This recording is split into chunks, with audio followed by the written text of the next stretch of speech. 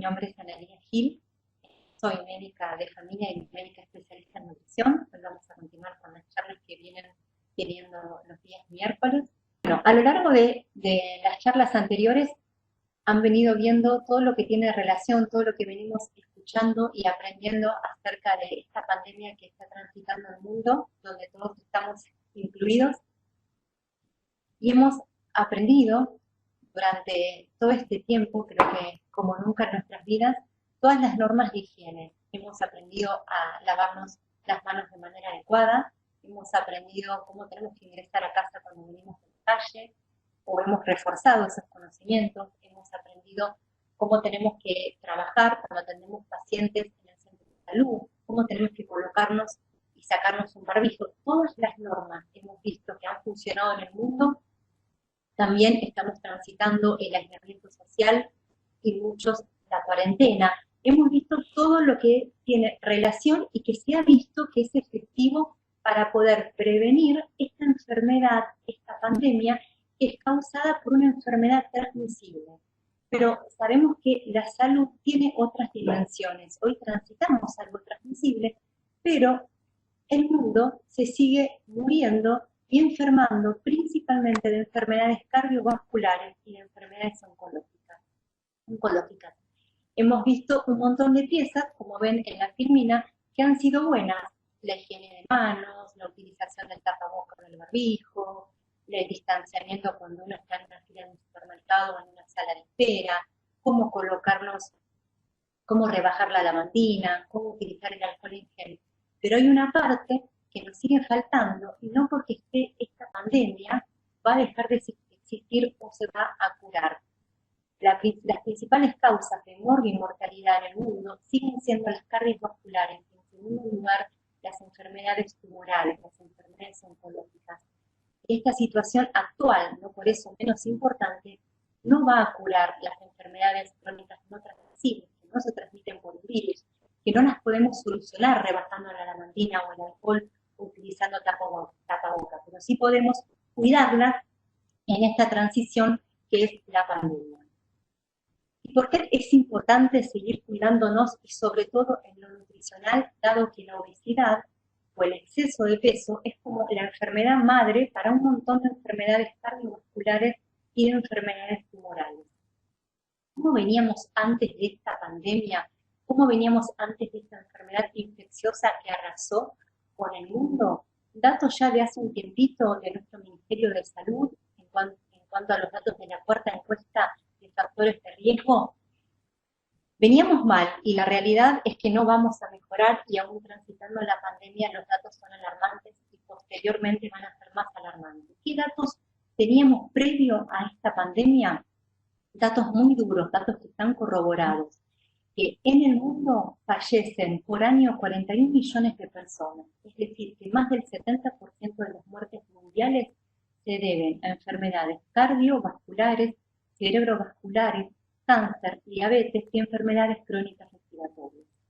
Estas enfermedades siguen aún en día constituyendo la principal amenaza para la salud humana. Y nuestro país se encuentra en concordancia con los datos mundiales. En nuestro país, estas enfermedades no transmisibles porque no las transmiten virus, ninguna bacteria, ni ningún otro microorganismo, son responsables de más del 70%, es decir, de más del 73% de las muertes en nuestro país ocurren por estas enfermedades. Datos que esta encuesta menciona y que pertenecen a la Dirección de Estadística del Ministerio de la Ley, allá por el año 2015, hace 5 años, se mencionaban que las principales causas de muerte eran las enfermedades del corazón y en segundo lugar las tumorales malignas. Y que estas enfermedades son enfermedades prevenibles en gran manera porque comparten los mismos factores de riesgo y son factores de riesgo que uno puede modificar.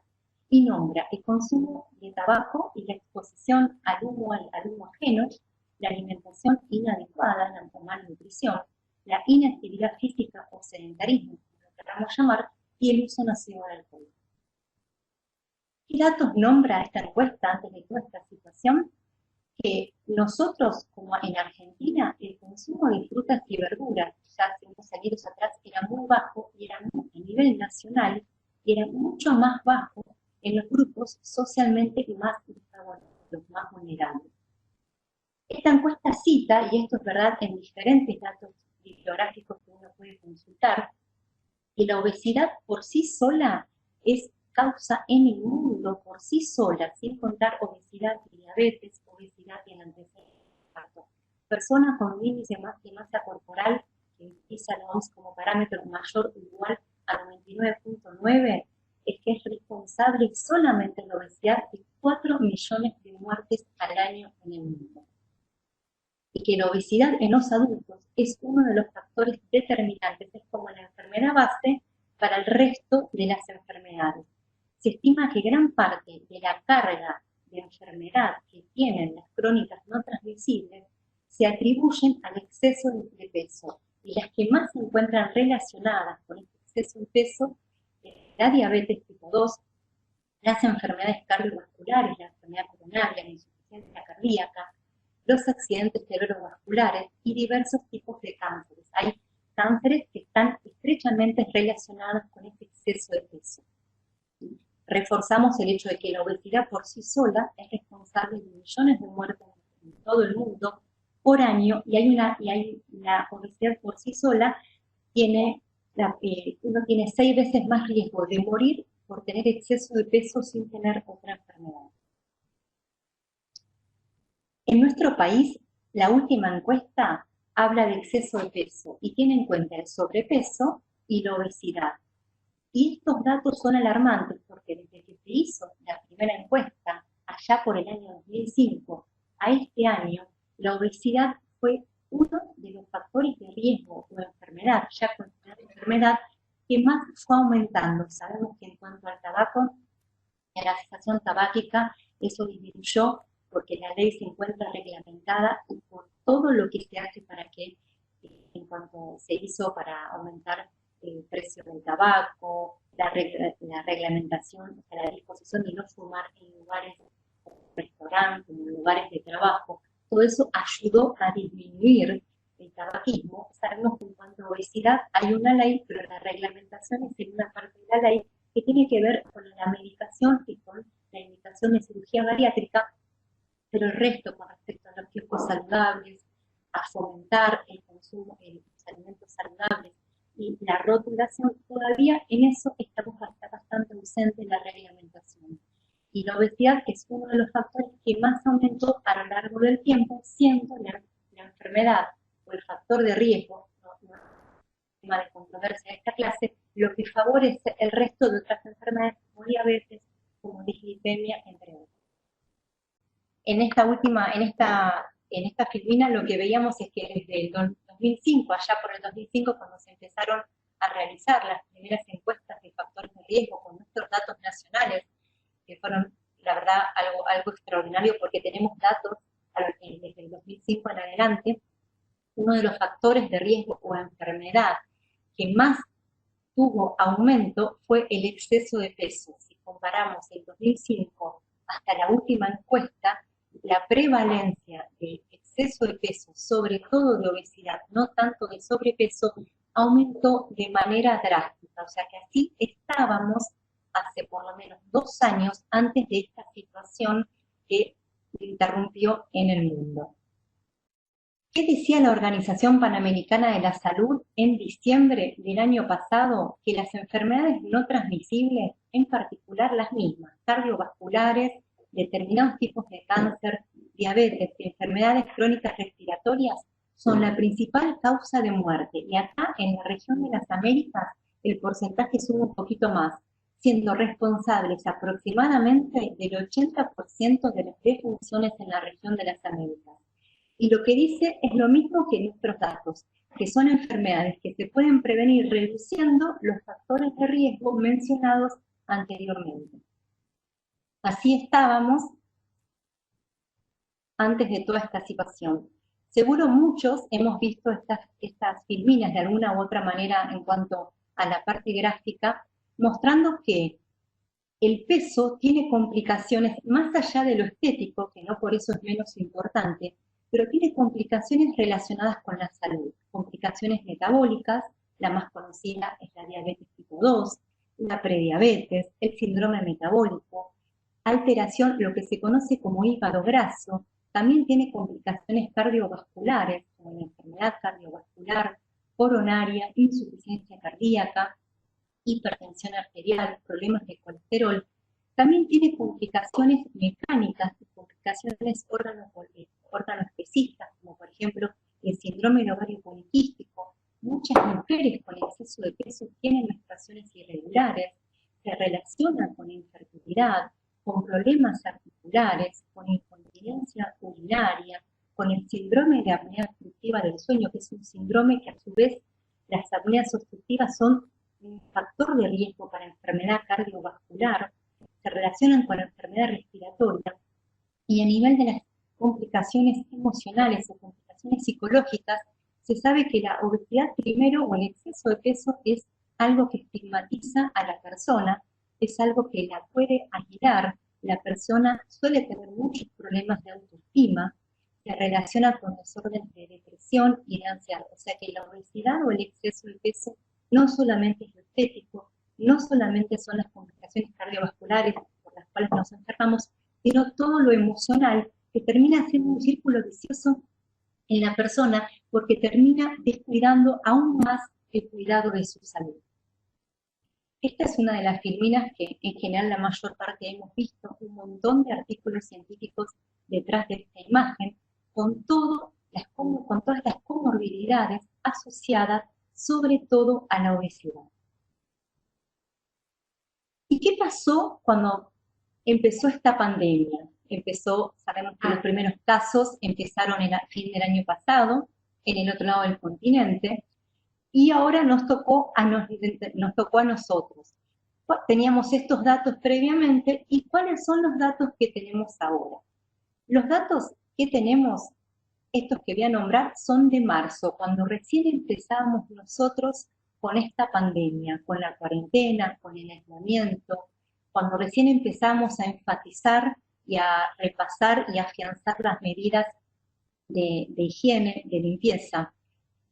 Allá por marzo, por mediados de marzo, el Servicio Nacional de Salud del Reino Unido decía que casi 2/3 de los pacientes que se enferman gravemente por coronavirus tienen obesidad, siendo aproximadamente estas personas jóvenes, un 40% son obesos, tienen obesidad, tienen coronavirus grave y son personas jóvenes, son personas menores de 60 años. El 63% de los pacientes que en el Reino Unido requirieron cuidados intensivos debido a complicaciones por COVID son pacientes que tienen sobrepeso y obesidad. Es decir, esta cifra de obesidad de pacientes complicados, un 63%, se relaciona casi con el porcentaje de exceso de sobrepeso que tiene nuestro país. Entonces, ¿cómo hacemos ahora en medio de esta pandemia que está provocada por una enfermedad transmisible, por un microorganismo? ¿Cómo abordamos esta otra parte, esta otra dimensión de la salud? Sabemos que en esta pandemia no va a curar las enfermedades crónicas no transmisibles. Y no hay datos, hay informes recientes y otros datos más duros que dicen que esto va a empeorar las enfermedades crónicas no transmisibles. Entonces, ¿cómo hacemos en medio de una pandemia donde los recursos están redistribuidos, donde el personal de salud se encuentra redistribuido en sus tareas y gente del personal de salud también se encuentra afectada? Es lo que proponen diferentes organizaciones para poder abordar esta otra dimensión de la salud. Estamos en el contexto de una pandemia, de una enfermedad infecciosa, pero con principales causas de mortalidad cardiovasculares y tumorales. Muchos podrían decir que tenemos una pandemia dentro de la pandemia o una pandemia dentro de una epidemia de obesidad a nivel mundial.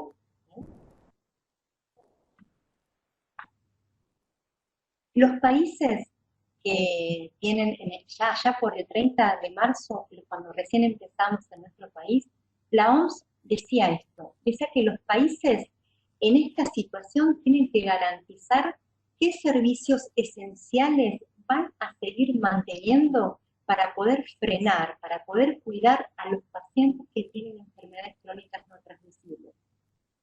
En esta redistribución de los recursos, elaborar un plan de contingencia para evitar que estos pacientes tengan complicaciones y pacientes se sigan enfermando. ¿Cuáles son los servicios que en ese momento la OMS decía no se pueden frenar? ¿Qué servicios la OMS en ese momento determinó como servicios esenciales en esta pandemia? La vacunación sistemática. Un chiquito, un bebé recién nacido, no puede salir de una maternidad sin una vacuna.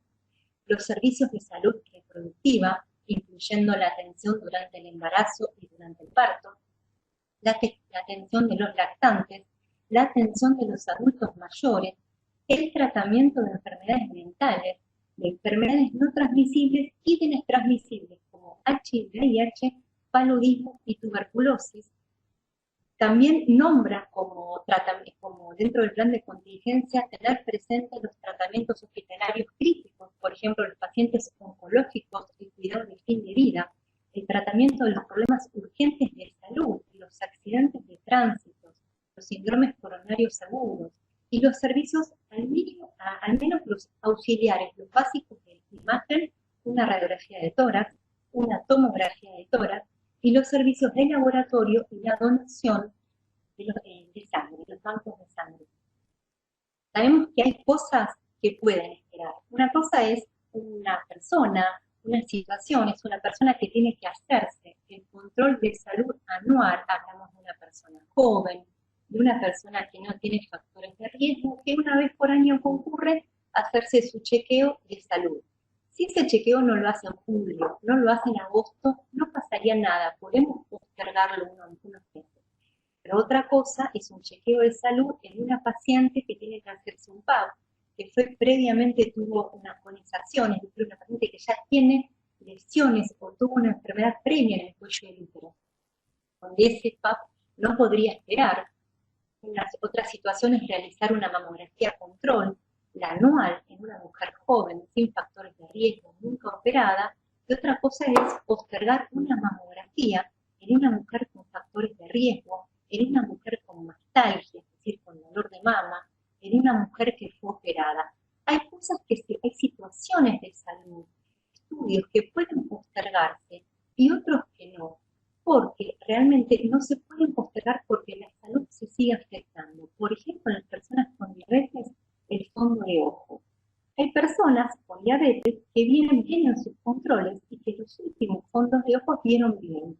Ese fondo de ojo que si usamos en oftalmoscopio tradicional, estamos cara a cara con el paciente y su último fondo de ojo fue normal, puede esperar unos meses.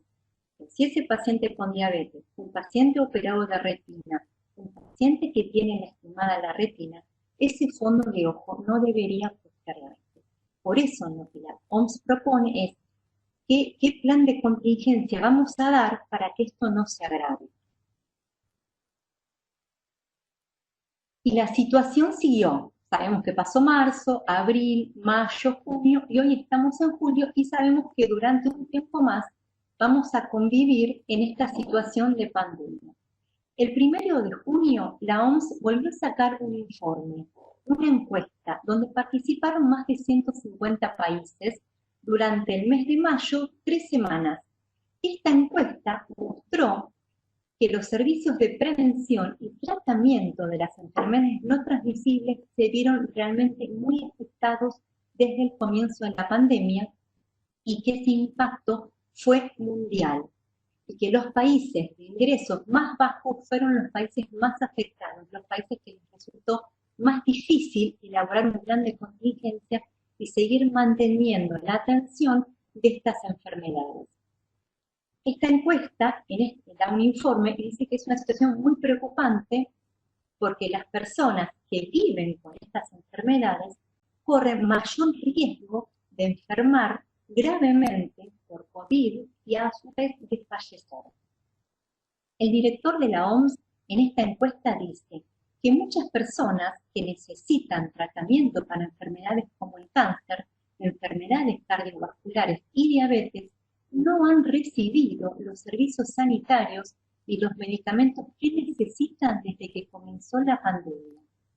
Y que es fundamental que los países encuentren formas innovadoras, es decir, nuevas estrategias para garantizar que los servicios esenciales contra estas enfermedades continúen aún dentro de la pandemia por COVID. Y otros datos, dice esta encuesta, que son datos fuertes, que más de la mitad de los países encuestados interrumpió en mayo, ya con unos meses más atrás, han interrumpido parcial o totalmente los servicios. ¿Y qué servicios? Principalmente los de hipertensión. Los que atendemos pacientes sabemos lo difícil es más fácil. Muchas veces, en general, regular una glucemia que controlar a un paciente hipertenso. Y en esta encuesta la OMS dice que fue uno de los servicios que más se afectó. Luego, los servicios que tratan pacientes con diabetes, también nombran los servicios, un 42% de interrupción en los servicios que tratan pacientes oncológicos y el 31% de las emergencias cardiovasculares. Es decir, que lo que se redujo en la atención fueron aquellos pacientes con enfermedades no transmisibles que siguen siendo la principal causa de muerte y mortalidad. Los servicios de rehabilitación también en más de un 60% se vieron interrumpidos, sabiendo que la rehabilitación kinesiológica, la rehabilitación fonoaudiológica es fundamental, sobre todo en aquellos pacientes que, por enfermar gravemente de COVID, han requerido asistencia respiratoria mecánica. Un paciente luego de 7 días de utilizar un respirador o prolongado el uso de respirador necesita rehabilitación. ¿Y qué dice esta encuesta? ¿Por qué ha pasado esto? En cuanto a esta encuesta, que la OMS ya vamos a repasar.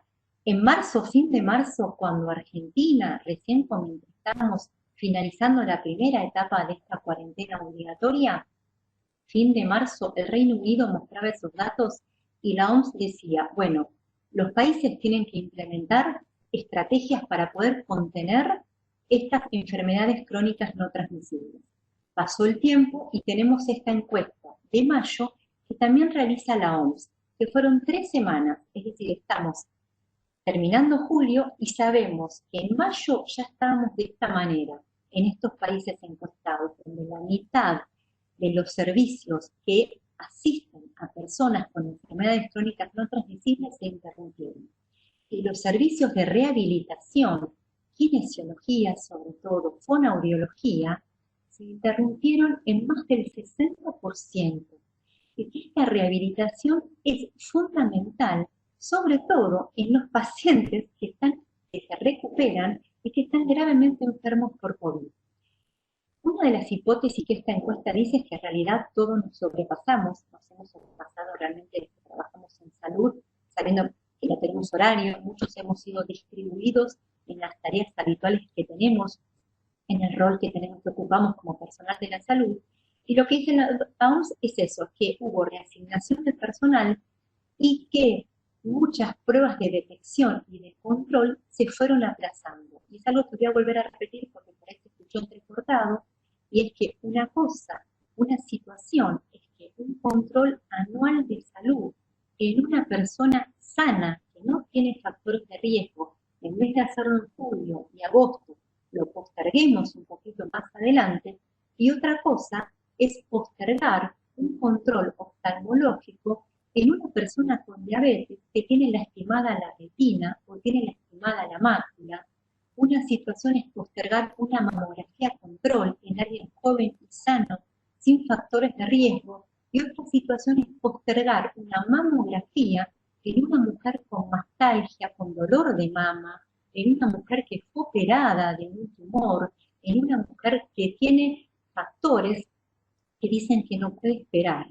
Una situación es postergar, por ejemplo, el control cardiológico que nos hacemos anual para ir al gimnasio, y otra situación es que un paciente coronario, posinfarto o con angina crónica de pecho o con múltiples factores de riesgo, postergue su control cardiológico. Postergar un PAP en una mujer sana no hay problema. Postergar un PAP en una mujer que fue operada, que tuvo una conización, que tuvo antecedentes de HPV es otra. Entonces, la OMS dice, bueno, en este plan de contingencia tenemos que ver qué es lo que no podemos postergar.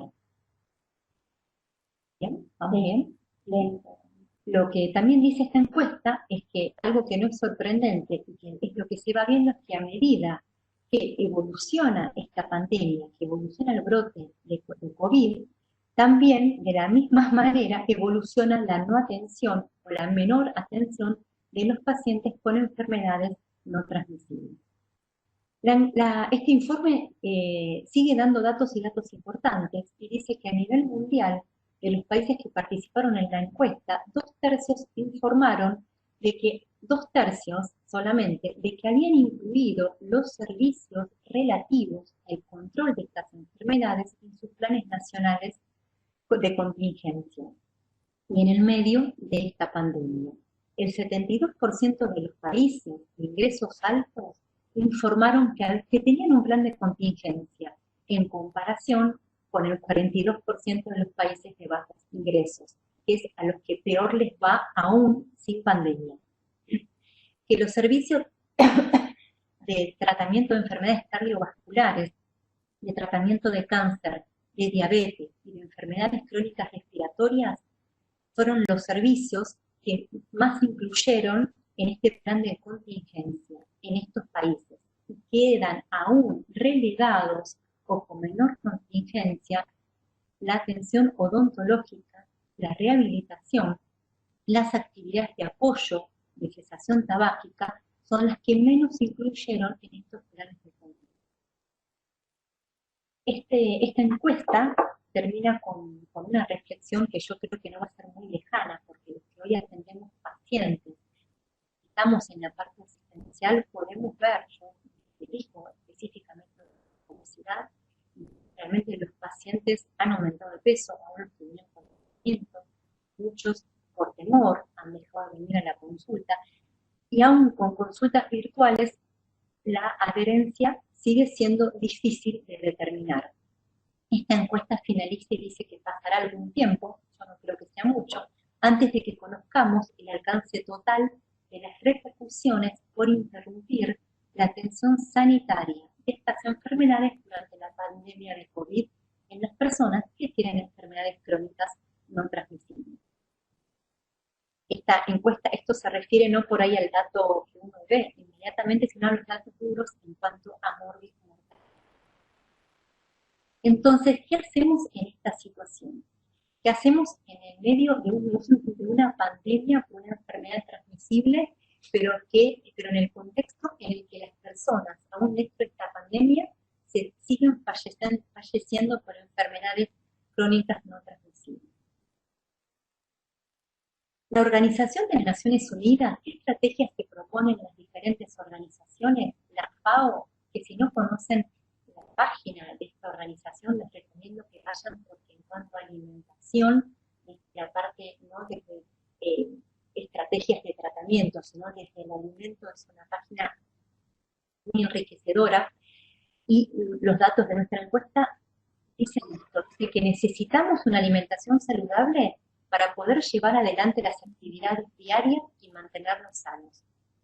La FAO dice que la pandemia de COVID afecta, como todos sabemos, la vida diaria de las personas en todo el mundo, pero que incluso en tiempos difíciles tenemos que tratar de llevar un estilo de vida saludable.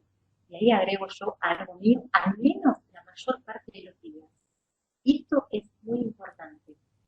La alimentación saludable es parte de un estilo de vida. Y ese estilo de vida saludable, la que en su conjunto ayuda a que uno tenga menor riesgo de enfermedad grave o de salir adelante en la enfermedad, pero no hay un alimento específico.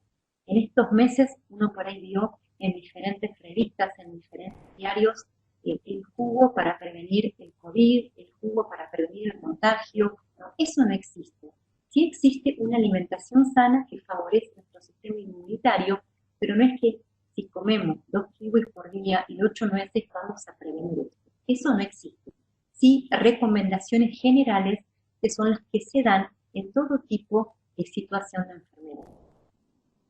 Los españoles dicen también, en concordancia con la FAO y con nuestros datos, que no hay un tratamiento nutricional específico frente a este virus.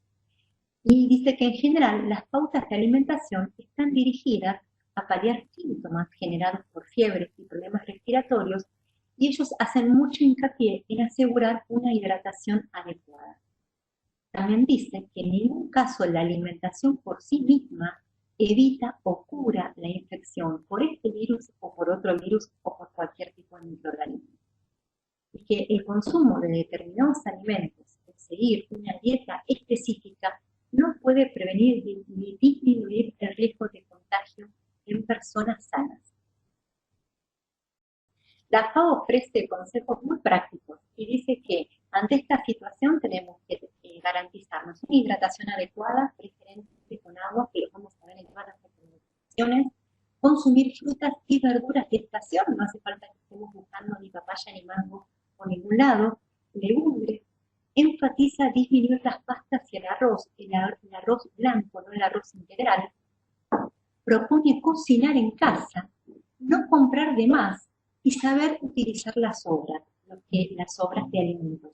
Los que trabajan en los centros de atención, primaria, muchos cuentan con licenciados en nutrición, y si no, las obstétricas realmente están muy preparadas en estos consejos porque son las que más asesoran a las embarazadas. Entonces, poder recurrir a cuando la persona concurre al centro de salud, dar pautas chiquitas de alimentación y sobre todo si en algún momento se puede hacer algo que tenga relacionado con la forma de cómo cocinar y cómo aprovechar la alimentación, los alimentos, lo que preparamos, sería una estrategia muy buena.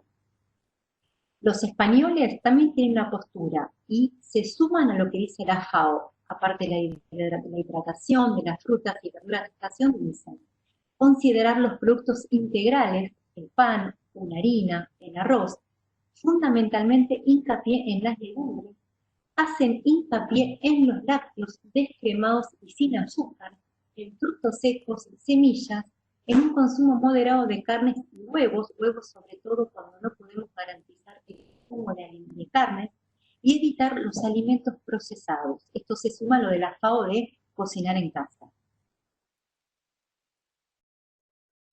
Y tenemos lo que hemos visto, recomendaciones que están en diferentes partes del mundo, lo que dice la FAO, lo que dicen los españoles, también en concordancia a lo que dice OPS y OMS, y nosotros, la realidad es que no nos quedamos atrás, y contamos con las guías alimentarias para la población argentina, que es una guía muy amplia, excelentemente elaborada, realmente si no han tenido todavía la oportunidad de verlas, está en la página del Ministerio, tienen la gráfica para poder colocar en el centro de salud y tiene mensajes puntuales y claves que están en concordancia con las recomendaciones que estas asociaciones u organizaciones nombran en esta pandemia. Son mensajes simples: incorporar a diario alimentos de todos los grupos en lo posible y realizar al menos 30 minutos de actividad física de movimiento, respetando, por supuesto, en este momento lo que establece el Estado Nacional y cada jurisdicción, pero podemos movernos en casa, realizar las actividades domésticas, el que tiene fondo o tiene patio puede caminar, aquel que tiene la posibilidad de tener un aparato de gimnasia, cinto o bicicleta, puede hacerlo en su casa, y como todos estamos virtualizados en este momento, por ahí algún video en YouTube que nos pueda ayudar a movernos desde casa. Tomar agua diariamente, agua segura, agua potable, evitar las bebidas que tengan azúcar, hidratarnos sobre todo como agua libre, agua como agua. Y si no queremos o le tenemos pánico a la botella de agua, dividir esa agua en 8 vasos de agua. Consumir frutas y verduras, en qué cantidades, tipo porciones, y eso equivale, de todo tipo y color, crudas y también cocidas, en consumir al menos medio plato de verduras en el almuerzo y medio en la cena, y 2 o 3 frutas por día, siempre priorizando lo alimentación, que esté accesible. En cuanto a las verduras, por ejemplo, tenemos verduras que son muy clásicas. La selga es una verdura que uno puede utilizarla en situaciones económicas críticas, utilizar tanto la penca como la selga. La remolacha se puede utilizar completamente, dar esa información y esa educación a los pacientes.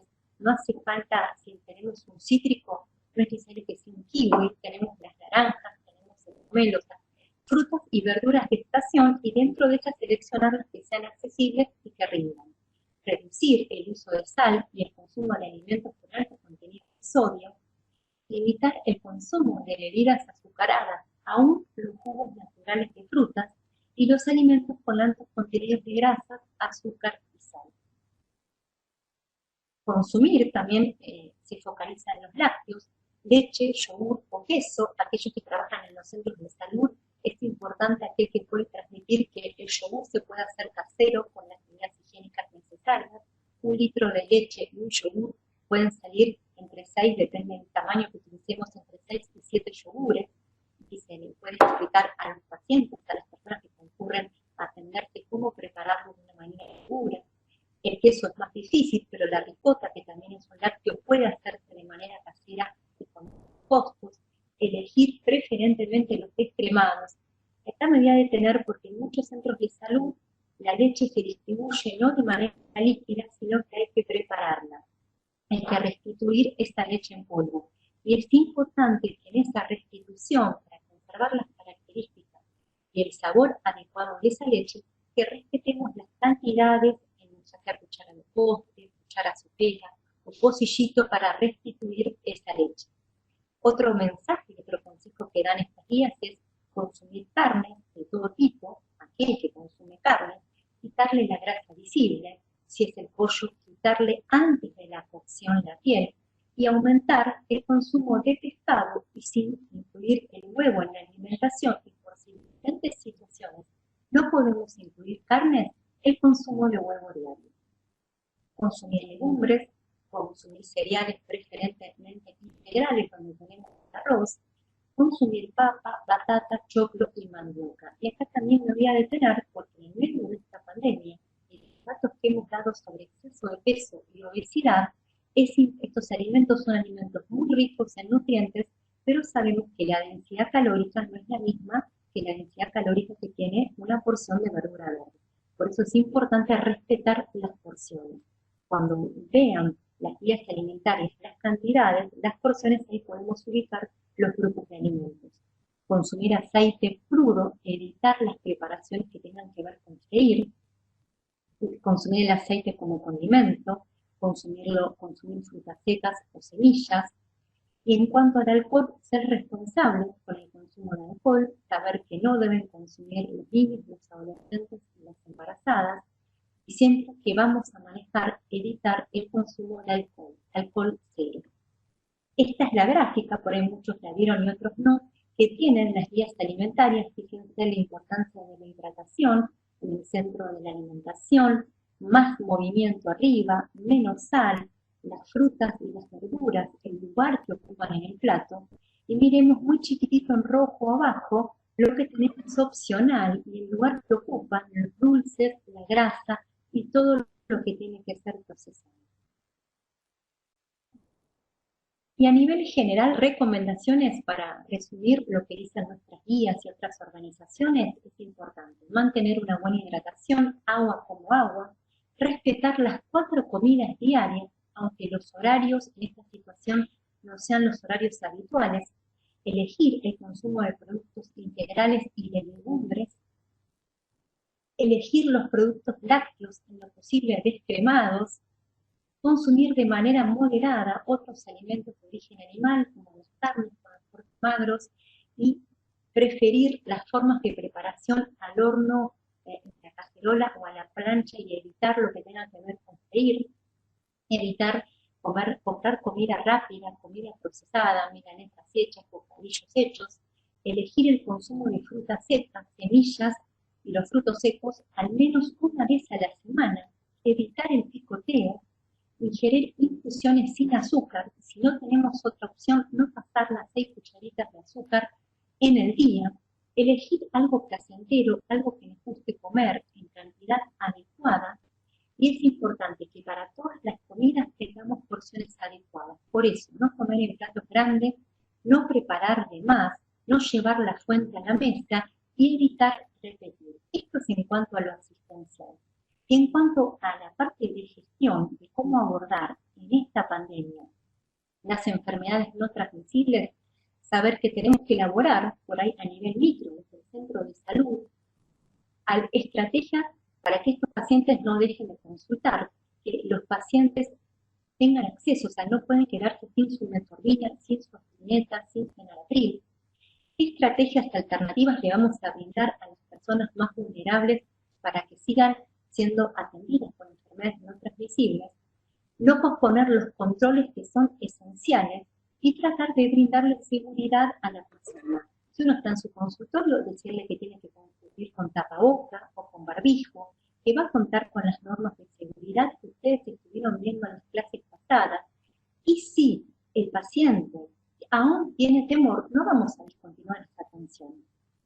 Podemos proponer esta estrategia que también se ha introducido a modo de pandemia, toda la parte virtual, la telemedicina, como una estrategia más allá de un ateneo o poder interconsultar la situación de un paciente, que las personas con enfermedades no transmisibles puedan acceder a estas estrategias. Y simplemente a veces con un celular mandar un mensaje de texto, mandar un WhatsApp, enviar el mensaje que querramos acerca de hidratación, recordarle cuándo tienen que venir a retirar sus pastillas anticonceptivas, recordar cuándo tienen que venir y poner un día para que puedan retirar la medicación, utilizar las